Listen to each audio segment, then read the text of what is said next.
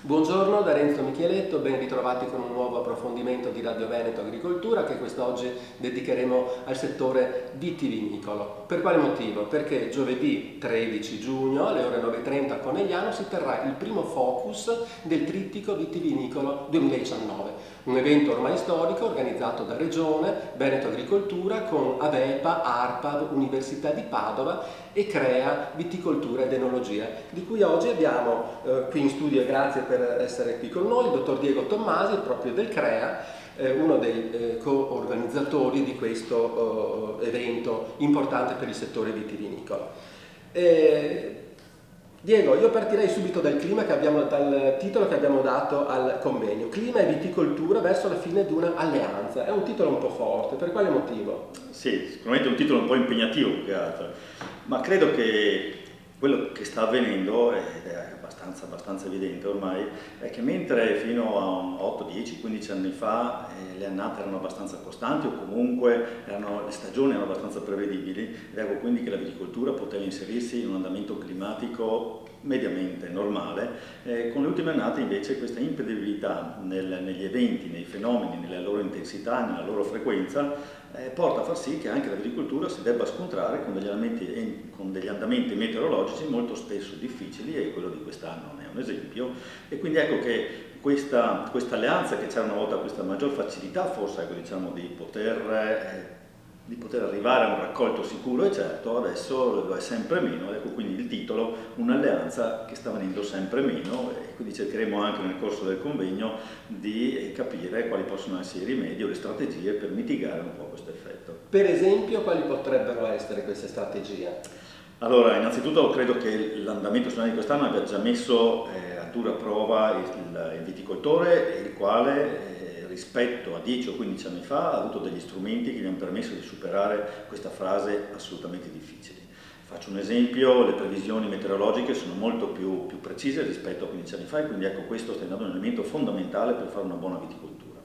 Seconda cosa, quello che ci ha impensierito di più è stata la difesa, ma ecco che principi attivi già più conosciuti, che lavorazioni del suolo che hanno permesso di rendere gli apparati apicali un po' meno sofferenti rispetto a queste continue precipitazioni, una gestione della parete vegetativa già più attenta e più accorta, ma anche l'attrezzatura per fare la difesa, sono tutti quanti elementi che rispetto a 10 anni fa hanno reso meno drammatica questo mese di aprile e di maggio, che effettivamente, se andiamo indietro nel tempo, si sono verificati nel 1939, quindi circa 80 anni fa abbiamo avuto una situazione analoga a questa, ma questa volta l'abbiamo superata con minore difficoltà. Certo. Ascolta, questa è una fase un po' delicata, ma comunque una fase importante per il vigneto alla vigilia dell'estate. Come sta il vigneto veneto in questo momento? Ovviamente a grandi linee. Sì, ovviamente riporta tutte le conseguenze di queste precipitazioni intense e frequenti che abbiamo avuto nei 2 mesi precedenti. Quindi è un vigneto che ha sofferto l'esagerata disponibilità idrica, è un vigneto che ha sofferto le basse temperature, ed è un vigneto che adesso da un momento all'altro è esploso, ma è esplosa anche tutte quante le infezioni, stanno esplodendo tutte le infezioni che sono rimaste silenti fino ad adesso, con queste elevate temperature, con questa umidità relativa abbondante, il vigneto in questo momento è un attimino sotto grossa e attenta osservazione. Se riusciremo a passare un po' indenni nei prossimi 8-10 giorni, se il clima ci aiuterà, probabilmente ci prepariamo ad avere un'ottima annata, però i prossimi 15 giorni saranno quelli fondamentali per decidere il 2019. Benissimo.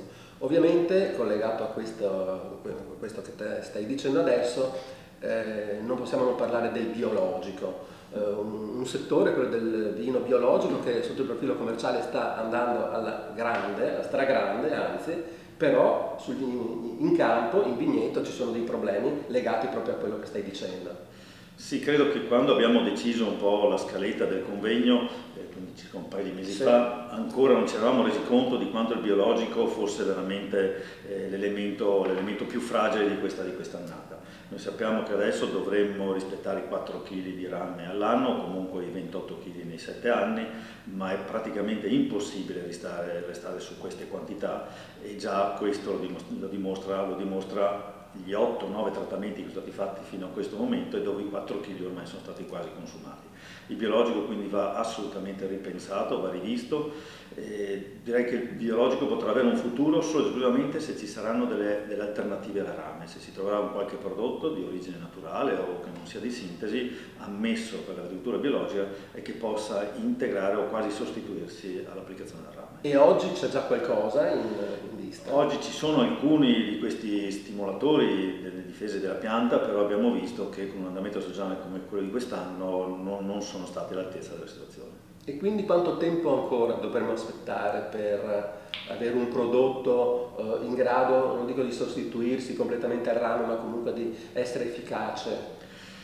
Ma come sempre noi veneti stiamo dimostrando anche in questa fase una grandissima volontà, una grandissima inventiva.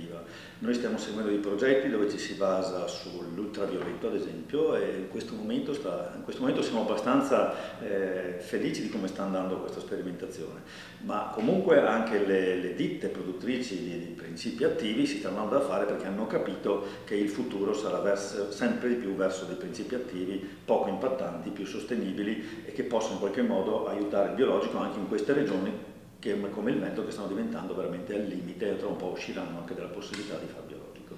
E chi è che sta portando avanti, oltre al CREA, questi tipi di sperimentazioni?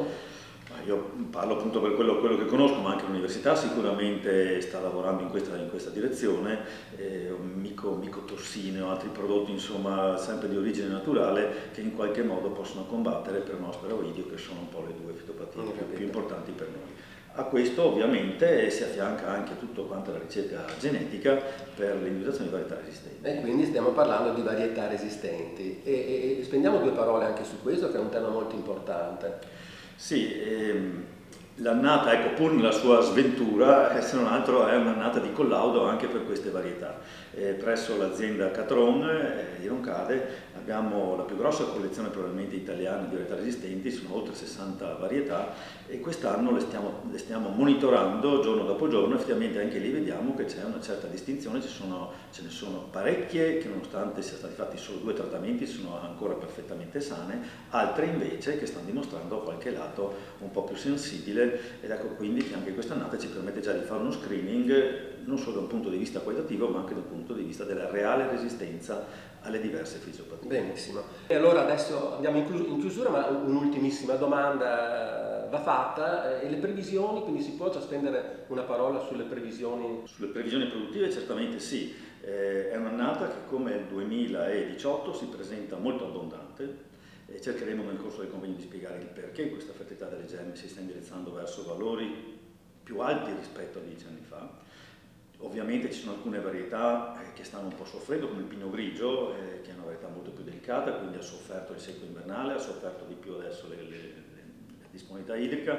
Comunque complessivamente, se la fioritura terminerà, ed è già iniziata bene, terminerà nelle stesse condizioni, potremo già portarci verso un'annata abbondante anche quest'anno. Benissimo, Diego, grazie. Ringraziamo il dottor Diego Tomasi del CREA, Viticoltura ed Enologia, per essere stato oggi qui con noi.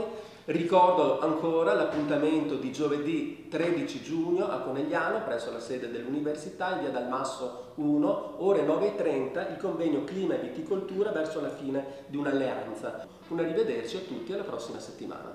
Arrivederci.